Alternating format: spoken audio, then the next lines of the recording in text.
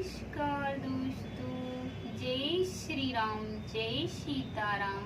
मैं पूजा आपकी दोस्त भक्ति में शक्ति चैनल में आपका स्वागत करती हूँ।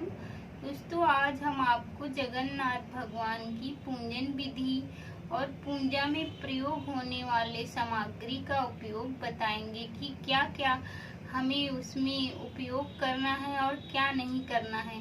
तो आइए देखते हैं कि कैसे जगन्नाथ भगवान की पूजा करनी है और क्या क्या उसमें सामग्री का उपयोग होता है। तो आइए देखते हैं।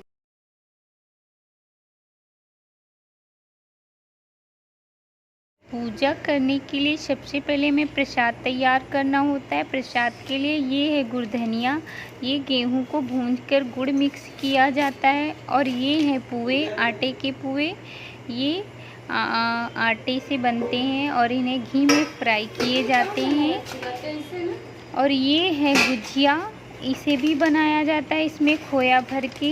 ये आप मैदे का या गेंदे से भी बना सकते हैं। और ये है आटे से बनी हुई हलवा, ये भी प्रसाद में यूज होता है। ये हमारा सारा अब प्रसाद तैयार हो चुका है। अब हम चलते हैं पूजा की ओर। दोस्तों, सबसे पहले जगन्नाथ भगवान की पूजा करने के लिए हमें ऐसी लकड़ियाँ, यानी इनको बोला जाता है पटबेट, ये होने चाहिए। और जगन्नाथ स्वामी की प्रतिमा होनी चाहिए जैसे वो रखी हुई हैं। ये लकड़ियाँ जो जगन्नाथपुरी जाता है वो लेके आता है, तभी से पूजा करनी शुरू हो जाती है। तो जो जिसके घर में होगा वो तो जानता ही है, और जिसको करना है वो कहीं से भी ले सकता है। और जगन्नाथपुरी जाए तो वो जरूर से लेके आए, तभी से पूजा शुरू होती है। दोस्तों, जगन्नाथ भगवान की पूजा में ना तो सिंदूर का यूज होता है और ना अक्षत का यूज होता है और ना ही फूल का यूज होता है। इनमें अलग प्रकार के सामग्री प्रयोग किए जाते हैं। तो आइए हम आपको बताते हैं कि क्या क्या हमें प्रयोग करना है जगन्नाथ भगवान की पूजा के लिए। दोस्तों, हमें इस तरह से जगन्नाथ भगवान की ये प्रतिमा है, ये मूर्ति है। जो लोग जानते हैं वो तो जानते ही होंगे, और जो नहीं जानते ऐसे ही जगन्नाथ भगवान की प्रतिमा होती है। तो जगन्नाथ भगवान को चंदन का तिलक किया जाता है, सिंदूर का नहीं किया जाता। और उनके भोग में अमियाँ भी चढ़ाई जाती हैं। ये अमियाँ जो दिख रही हैं आपको, ये बहुत ही जरूरी होती हैं।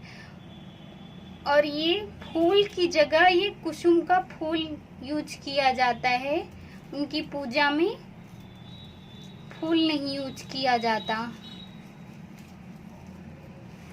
और ये गेहूं की बाली यूज की जाती है। इस तरह से, इस तरह की गेहूं की बाली यूज की जाती है, उनकी पूजा में चढ़ाई जाती है। ऐसे हम चढ़ा देंगे।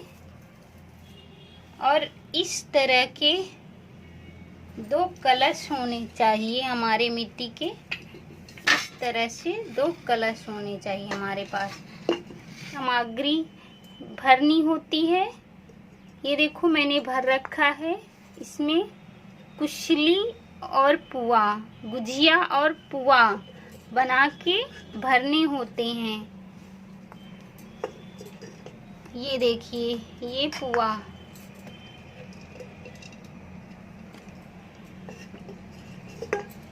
उसके बाद तुलसी बहुत ही जरूरी है इसमें। और जल और घी बत्ती और धूप बत्ती, इतनी ही सामग्री जगन्नाथ भगवान के पूजा में लगती है। ये है प्रसाद। इस तरह से हम उनके लिए भोग को 7 जोड़े बना लेते हैं और ऐसे ही थाल में सजा दिया जाता है। उनके भोग के लिए ऐसे ही रख देते हैं। उसके बाद बनता है गुड़ धनिया। गुड़ धनिया सबसे पहले हमें जल से अछवा देना है। फिर उसके बाद हमें चंदन लगाना है, फिर ये कुसुम का फूल चढ़ाना है, फिर ये गेहूं की बालियाँ चढ़ानी है, फिर ये आम चढ़ाने हैं, फिर ये गगरियों में वो भोग की सामग्री भरनी है। उसके बाद हमें घी की दीपक जला लेना है, घी का दीपक जला लेना है और अगरबत्ती सुलगा देनी है। उसके बाद हमें आरती उतार कर इस तरह से भोग के थाली को सजा देना है और उनको आवाहन करके उनको पुकार कर हमें भोग रख देना है उनके पास।